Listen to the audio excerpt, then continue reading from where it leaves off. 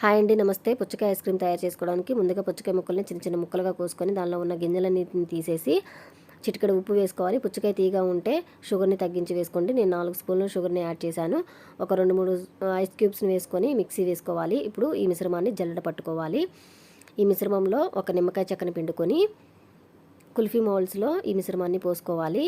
Kulfi moulds లేని వాళ్ళు గ్లాసులో పోసుకొని అయినా ఫ్రిడ్జ్లో పెట్టుకోవచ్చు. 8 గంటల సేపు ఈ మిశ్రమాన్ని ఫ్రిడ్జ్లో పెట్టుకున్నట్లయితే మనకి ఐస్ అనేది రెడీ అయిపోతుంది.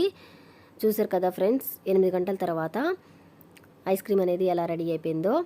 మనం గ్లాసులో పోసుకున్న ఐస్ క్రీమ్ని ఇప్పుడు చల్లటి నీళ్ళల్లో ఒకసారి డిప్ చేస్తే ఈజీగా ఊడొచ్చేస్తుంది. పిల్లలకి ఎండాకాలంలో ఈ రెసిపీని చేసి పెట్టండి, చాలా ఇష్టంగా తింటారు. చూసారు కదా ఫ్రెండ్స్, పుచ్చకాయ ఐస్ ఏ విధంగా తయారు చేసుకోవాలో. ఈ వీడియో కనుక మీకు నచ్చినట్లయితే లైక్ చేయండి, షేర్ చేయండి, సబ్స్క్రైబ్ చేయండి. బాయ్ ఫ్రెండ్స్, ఈ smart Parvathi. Thank you for